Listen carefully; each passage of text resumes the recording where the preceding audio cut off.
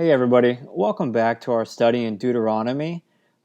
This is going to be part 6, which I have entitled The Idol, Not the Image.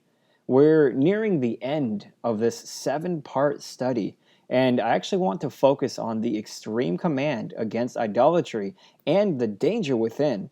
And on our last portion, we will look at the opposite of idolatry and polytheism, which is monotheism under Yahweh our God, and how it is the only logical conclusion when one searches for truth. Now, in our last part, we looked at the image, not the idol. That image being Jesus Christ, who is the absolute perfect reflection of God's glory and the express image of his person. And now I actually want to continue in this Mount Everest of a chapter in Deuteronomy, which I have to admit has actually become my favorite chapter in this book after studying it. But we're going to look now at the idol, not the image. And I know we left off in Deuteronomy 4:16, and I intentionally skipped past explaining the phrase act corruptly because there is more to it than just its face value. Now, let's look again at verses 15 to 16 for a refresher, then we'll begin our study. Again, that's Deuteronomy chapter 4, starting at verse 15, where it says, "Take careful heed to yourselves, for you saw no form when the Lord spoke to you at Horeb out of the midst of the fire, lest you act corruptly and make for yourselves a carved image in the form of any figure." And he goes on to list every possible thing that can be made a figure of. A small amount of what we spoke about on our previous part is going to somewhat bleed over into this section, but for good reasoning. Now, I mentioned in part 5 that I believe Paul was referencing this section in Romans 1:23, where he tells us that the idolaters that professed to be wise became fools, quote, "and changed the glory of the incorruptible God into an image made like corruptible man, and birds, four-footed animals, and creeping things." The sociologists, psychologists, and the other fields of study in our day which study the social and moral behaviors of mankind would like to convince you that man is basically good within himself and is getting better. They, in essence, say that he is on the uphill climb. Man seems to be, for the most part, more accepting of willful sins like homosexuality, substance abuse, covetousness, pride, secular indulgences, and the like. And as Romans 1:32 puts it, they applaud and encourage those who do such things. Now, for any student of Scripture, we know that the claim that man is ascending morally is the antithesis of what God teaches in His Word. It is the opposite. Paul tells us in Romans 1:22 through 23 that man descends into idolatry and goes from wise unto God's glory and revelation and plunges into the foolishness of self-esteem, self-exaltation, and the other forms of idolatry. And in essence, man becomes the God he worships. When you sweep through the book of Genesis, you notice that man goes from the true living God, monotheism, and descends into either polytheism or pantheism or the many other isms that man invents. In Genesis chapter 2, we see Adam and Eve have a direct relationship with God. God gives one rule, and man, in his desire to be like God, disobeyed that one rule and was cast out of the presence of God. God initiated the sacrificial system in Genesis 3, at least the grassroots of it, to where the people understood it. The sacrificial system for sins.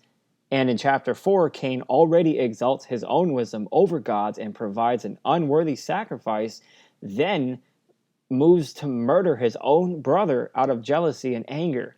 Later in the same chapter, we already see Lamech committing sexual immorality through polygamy and bragging about murdering someone and about him getting his own vengeance. Come chapter 6, mankind is so rotten and evil to the core that God himself decides to flood the whole world while in his grace sparing 8 people. In Genesis 9, days after exiting the ark, Noah already sins by getting drunk, and as a result of his son's foolishness, there is already another cursed bloodline. Now, God gave the command for man to spread out across the earth and multiply. And yet in chapters 10 and 11, we see that Nimrod and his followers disobeyed that and dwelled in the land of Shinar in order to build a tower, a stronghold for themselves, to become a powerful nation, and created their own false religion, a primitive version of what we know now as astrology. God again intervenes and scatters the people all over the earth, and we see the roots of that false Babylonian religion started by Nimrod and his wife Semiramis at the Tower of Babel all over the place. God has tried time and time again to give man the opportunity to serve him unaided. God first had to remove man from the garden, then attempted to start again only to have to remove him from the face of the earth, then attempted to start again only to have to scatter him across the nations, then attempted to start again while taking a whole nation as a theocracy, only to have to tell them their house is left desolate and their temple will be destroyed. Every single time, man never ascended to some higher state of being, to some higher moral position. Rather, they got worse and worse every single time. Now, I set all of that as a backdrop for the phrase that we intentionally bypassed in our last part. So now I actually want to look at this phrase, act corruptly. I overviewed what it looks like for man to act corruptly by way of history, and now I want to expound on the meaning to hopefully drill this into our heads. The Hebrew word for this phrase basically comes down to the word shachath, and it's actually interesting how it's used. It's not used as if to warn against something a person has never seen. Rather, it's a warning not to get involved in what the person has already seen. In fact, God is so adamant about warning them that he warns them about idolatry at least 5 times in Deuteronomy alone. Now, this word shachath has multiple meanings, and here are just some of them.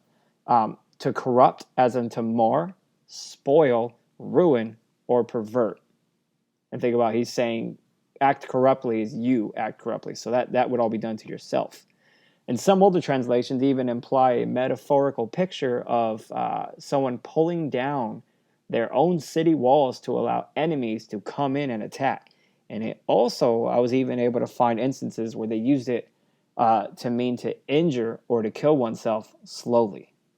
You see, there's a lot packed into this marvelous phrase, and judging by history, I believe God uses this phrase in the depths of its meaning precisely. Idolatry is not foreign to the Israelites, as they would have seen a plethora of idol worship during their travels through foreign lands. And I mentioned previously that idolatry always accompanies polytheism or pantheism and so forth. And really, to be technical, idolatry even covers when man believes he is smarter than God. Because when man uses his own judgment over God's, man becomes God in his mind, and in essence is bowing down to his own supposed wisdom in the sense that he serves his own purpose. Now, I know this introduction is going long, but before we get to the rest of Deuteronomy 4, there's an interesting passage in Colossians 3 that I think can help us gain a little insight into this. And it's Colossians chapter 3, verse 5. And it says, therefore, put to death your members which are on the earth. And then he lists some of them. Fornication, uncleanness, passion, evil desire. And then he says, and covetousness, which is idolatry. That last phrase, covetousness, which is idolatry, helps us understand that covetousness leads us into idolatry. They're intimately connected. Covetousness is like the door you open, and idolatry is the room you walk into through that door. Now, covetousness is when we want something for our own flesh that God does not want for us, or he commands against it. It's never for the spirit, it's always for the flesh. This is the lust of the flesh, the lust of the eyes, and the pride of life that John speaks of in 1 John chapter 2, verse 16. Now, do you remember in Genesis chapter 3 when Satan tempted Eve, where in verse 5 he tells her that she can be like God, and then you read in verse 6, so when the woman saw that the tree was And here are the three culprits of idolatry. You ready? Number one, the tree was good for food. It's lust of the flesh. It was pleasant to the eyes. That's the lust of the eyes. And a tree desirable to make one wise. That's the pride of life. It would taste good for the flesh. It was beautiful to the eyes. And pridefully, she wanted to be like God. You see, when we covet something, we want something that God doesn't want for us. And he doesn't want it for us because in his judgment, that thing that we want is not good for us.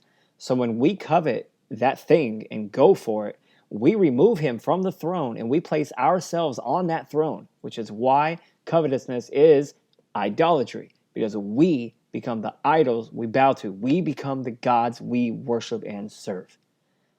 All right, I know that was a lot of groundwork, but I trust that it'll assist us in our study of this particular passage. So let's pick this up in verse 19.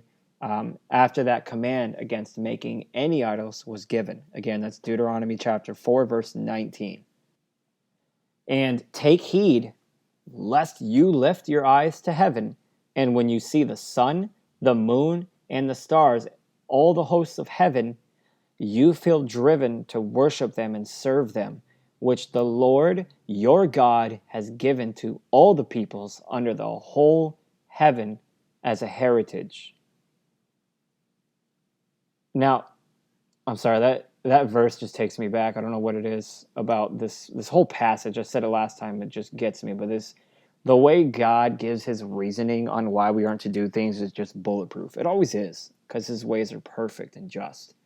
But I believe God is referring to the idolatry of worshiping the stars, as he says, when you see him, to worship them. But particularly what the Egyptians were into, and I'll explain that in a bit. The idolatry of worshiping the stars, the sun, etc. We know Egypt was well into this with their priests, their magicians, and it's actually an interesting word study that we don't have time for. But the origin of the word used to describe those who were involved with astrology in the Hebrew language means one who engraves, or is used, and this is what got my attention, is used to mean one who draws circles or shapes, depending on the string. Now, it's fascinating to follow the history, but just think about that. One who draws circles. If they study astrology and worship those signs, what we know now as Aries, Cancer, and whatever other ones, since when we look up to the sky, we don't actually see all those lines on every one of those constellations. You know that. We only see them on certain ones. And there's a reason for that. I wish we had time to go into that, but we don't. And it's biblical as well. But it makes sense that they would name them the one who draws circles when it comes to the other, the horoscopes, the zodiacs, whatever we call them. Because that's exactly what they do. They make up shapes. Can we be honest? Some of those do not look like the pictures that they drew to connect all the stars and make them what they look like. And frankly, the entire belief system of astrology obviously is made up, whether it's the shapes, the 12 signs, or the fortune cookie-like advice that they provide. And I don't mean this to take a jab at it, but this is just what the Bible speaks, and I'll support that in a bit. When it comes to false beliefs, I always say that counterfeit is the best complement. And believe it or not, astrology is a counterfeit of certain aspects of what God gave to all humans, as we'll look at again momentarily. And I know for my sake, I had to do this a couple of times. I just want to make sure that you don't think I'm talking about astronomy, which is the actual study of outer space, the stars, planets, etc. Astrology is what I just said earlier, the signs and so forth. Now, in Genesis chapter 1, verse 14, God tells us that he placed the stars in the skies for signs and seasons. And in Genesis 8:22, he tells us that those seasons will continue. Based on history, we know that farmers of old depended on certain constellations to know when to plant certain crops. That's what they were used for. A modern version of this method is where you find that in an almanac, a farmer's almanac. Let's just be honest and admit that without that guidance of how to know when to plant what, we would have no clue how and when to grow crops. And if you doubt that, just ask 10 people you know and see if they contain natural knowledge on when to grow and when to harvest crops. You remember back in the garden that God had Adam already tending to the crops, the plants, and so forth. And he even told him before he booted him out, that he's going to be doing that even more. So even Adam himself already had knowledge of that. And of course that was passed down, but it had to come from somewhere. That knowledge had to have been given because no human would ever naturally and instinctively know to look up at random lights in the skies, because they didn't know what we knew about stars. To just look up at these random lights in the sky and based on those certain lights, plant certain crops, and yet that food is necessary for survival, and it happened. The study, I hate to even use the word the study, but I guess we can call it a religion. I don't even know if it's that, but astrology perverts what God gave and looks into the skies, draws circles and shapes, and makes up what they want them to mean. The warning against astrology and other forms of numerology really are strictly forbidden by God, and you see the prophets dealing with that time and time again. And our verse here helps us understand why God forbids this type of idolatry. Verse 19 of Deuteronomy 4 says, "And take heed, lest you lift your eyes to heaven, and when you see the sun, the moon, and the stars, all the hosts of heaven, you feel driven to worship them and serve them," and here's the kicker, "which the Lord your God has given to all the peoples under the whole heaven as a heritage." All peoples. We just mentioned how God gave us the stars and what we now call constellations for guidance on growing crops. And all peoples have to eat. And therefore, all peoples had to farm back then. And therefore, all peoples used those stars, which is why God says everything in the skies and outer space is what he uses heaven as there, because that's obviously where the stars, sun, and moon are. Those are an inheritance. It's heritage. Now, by the time you get to Job, which is sometime during the patriarchal period, most scholars believe he lived around the time of Abraham. But when you get to Job, there are already names for the constellations in their own language. And just look at Job 9:9 as an example. It says, quote, "He," being God, "made the Bear, Orion, and the Pleiades, and the chambers of the south." And yes, I actually followed those names through their native language as far back as I could. And thankfully, since the language of Hebrew is one of the 4 oldest traceable languages, it wasn't too difficult. But even then, they actually had names for these constellations. I know sometimes in our Bibles, the translations we get, the newer ones at least, they'll give a name for what something was supposed to mean or what we know it as now. But those words, they travel back and through translation had names for those constellations, just like we name them now. Now, later in Job chapter 38, that amazing chapter, in verses 31 through 32, God says, "Can you bind the cluster of the Pleiades or loose the belt of Orion?" Verse 32, "Can you bring out Mazzaroth in its season? Or can you guide the great bear with its cubs?" Guide them in this context, meaning having them move around the universe. At least that's what it would look like from man's perspective, since from our view, they come and go. They're used for seasons. He just said, "Can you bring it out in its season?" God did that.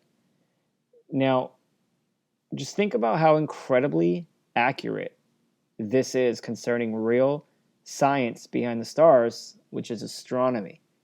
See, astrology is forbidden and spoken and commanded against by God, but God backs up information that we know now through astronomy.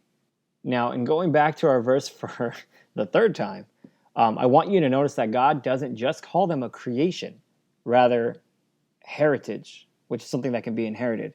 It's an inheritance. Inheritance meaning a gift given to someone by its owner. When you inherit something, you get something from someone else, either that they own or owned. God owns this universe, since he is the creator, and therefore forbids the worship of anything he owns, anything he's given, which includes, well, everything. Idolatry basically boils down to this: man has to take something that God created and form it or assign it a different meaning than what God originally intended. Then man goes and worships that thing that man just devised and assigned his own meaning to, instead of or in the place of worshiping God. And really, that can be a definition of idolatry if you want to take that down for notes. But this is why idolatry is so foolish and literally points back to a creator, which is why in Romans 1:25, Paul tells us that idolaters worship and serve the creation, not the creator. Now, as we come to a near close, I actually want to look at the next verse, our second verse in Deuteronomy 4, because God in his sole authority and wisdom is able to take something so disgustingly sinful and prideful as astrology, and he in his love turns it and uses it for his glory to speak to us concerning salvation that only he can provide.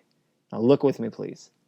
It's going to be Deuteronomy chapter 4, verse 20.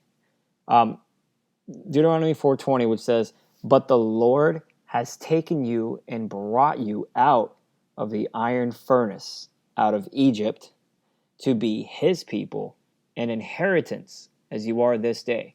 So he just got done saying, do not worship the stars or really any of the creation, because God has given it all to all people as heritage.